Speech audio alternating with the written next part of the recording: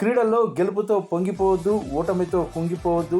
గెలుపు అనేది అంతం కాదు, ఓటమి అనేది చివరి మెట్టు కాదు అంటూ స్వామి వివేకానందుడు ఇచ్చిన పిలుపును స్ఫూర్తిగా తీసుకొని నేటి క్రీడాకారులు ముందుకు సాగాలని వికారాబాద్ జిల్లా తాండూరు శాసనసభ్యులు మనోహర్ రెడ్డి అన్నారు. గత 4 రోజుల క్రితం ప్రభుత్వ మరియు ప్రైవేటు పాఠశాల విద్యార్థులకు ఎమ్మెల్యే BMR 2025 కప్ పేరుతో కబడ్డీ, వాలీబాల్, ఖోఖో క్రీడలు నేటితో ముగిశాయి. ఈ సందర్భంగా ఎమ్మెల్యే మనోహర్ రెడ్డి మాట్లాడుతూ పాఠశాల స్థాయి నుండి విద్యతో పాటు క్రీడల్లో మంచి పట్టు సాధిస్తే జీవితంలో ఉన్నత స్థాయికి చేరుకోవచ్చని ఆయన అన్నారు. ఇక రానున్న రోజుల్లో ఇంటర్మీడియట్ మరియు డిగ్రీ కళాశాల స్థాయి పోటీలు సైతం నిర్వహిస్తామని తెలిపారు. రానున్న 10వ తరగతి వార్షిక పరీక్షల సైతం విద్యార్థులు కష్టపడి చదివి ప్రథమ శ్రేణిలో ఉత్తీర్ణులు కావాలని కోరారు. అనంతరం గెలుపొందిన క్రీడాకారులకు విద్యార్థులకు ప్రథమ, ద్వితీయ, తృతీయ బహుమతులను అందజేశారు. ఈ సందర్భంగా ఎమ్మెల్యే మనోహర్ రెడ్డికి PETలు మరియు ఫిజికల్ డైరెక్టర్లు ఘనంగా సన్మానం చేశారు. ఇటీవలే రాష్ట్ర స్థాయిలో జరిగిన ఉమెన్స్ మాస్టర్స్ అథ్లెటిక్స్ పోటీల్లో ట్రిపుల్ జంప్ మరియు లాంగ్ జంప్లో ప్రథమ మరియు ద్వితీయ స్థాయిలో నిలిచిన తాండూరు పట్టణానికి చెందిన సంతోషిని అనే మహిళకు ఎమ్మెల్యే మనోహర్ రెడ్డి ఘనంగా సన్మానం చేశారు. జాతీయ స్థాయిలో సైతం ఆమె రాణించి మరిన్ని గెలుపులు సాధించి తాండూరు పట్టణానికి మంచి పేరు తీసుకురావాలని ఆయన ఆకాంక్షించారు.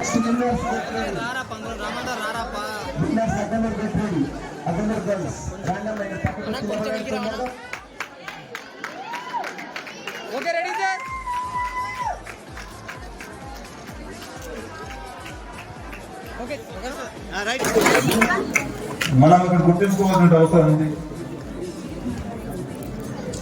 ఈ రోజు 4 రోజులు చదువు ఆడుతూ ఉన్నారు మీరు అందరూ కూడా.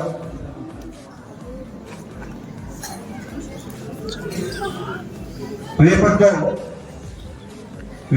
వివేకానంద స్వామి జయంతి. రేపు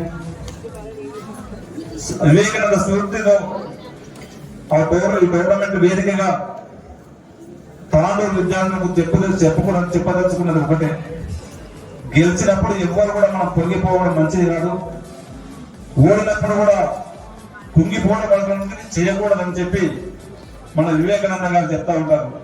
ఎందుకంటే జీవితంలో గెలుపు అనేది అంతం కాదు, ఓటం అనేది కూడా చివరి మెట్టు కూడా కాదు. దయచేసి గెలిచిన వాళ్ళు ఎక్కువ కుంగిపోకుండా, ఓడిన వాళ్ళు కూడా కుంగిపోకుండా వివేకానంద స్ఫూర్తితోని ఖచ్చితంగా ఈ రోజు ఓటమే రేపు గెలుపుగా ప్రయత్నం చేద్దాం.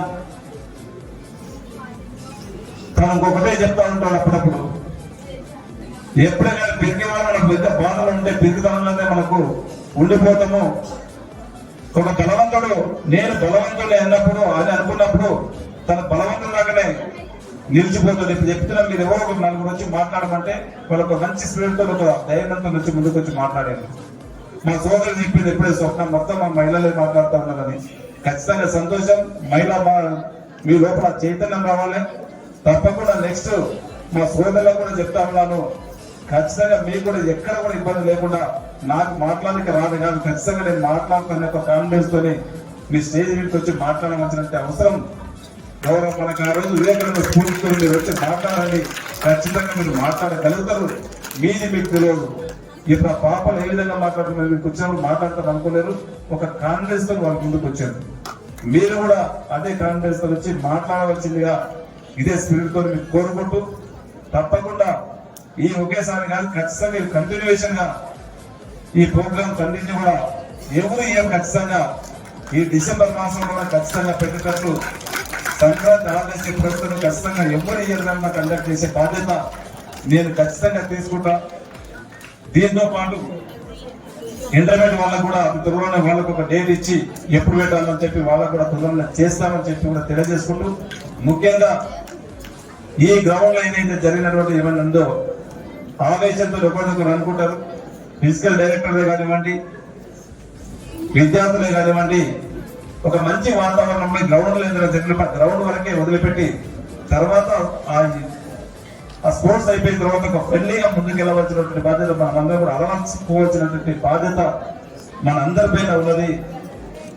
మీరు దయచేసి మన సోదరిని సంతోష్ గారిని ఈ రోజు మన తెలంగాణకు 2 గోల్డ్ మెడల్స్ తెచ్చిందంటే తను ఎంత కాన్ఫిడెన్స్ లో తనకు 2 కొడుకులు 2 వాళ్ళిద్దరు ఉన్నట్లు కూడా వాళ్ళు బీటెక్ ఏదో చేస్తా ఉందని చెప్పి ఇప్పుడే మా సోదరు చెప్పడం జరిగింది. అయినా కూడా వారికి నేనే తక్కువ 45 సంవత్సరాలు వచ్చినా నేను కూడా సాధిస్తానని చెప్పి కూడా ఒక మంచి ధైర్యంతో వివేకానంద గారు చెప్పినటువంటి స్ఫూర్తితోని నేనేం తక్కువ కాదు, నా దగ్గర 100 మంది సైన్యం ఉంటే భారత ప్రపంచాన్ని గడగడలాడిస్తానని చెప్పి ఆ రోజు ఉక్కు సంకల్పంతో ఏదైతే చెప్పిండో ఈ రోజు వారిని ఆదర్శంగా తీసుకున్న సంతోష్ గారు ఈ రోజు మన స్టేట్ కు 2 పథకాలు తీసుకురావడం జరిగింది. ఆ పథకాలే కాకుండా ఈ రోజు ఇంటర్నేషనల్ కూడా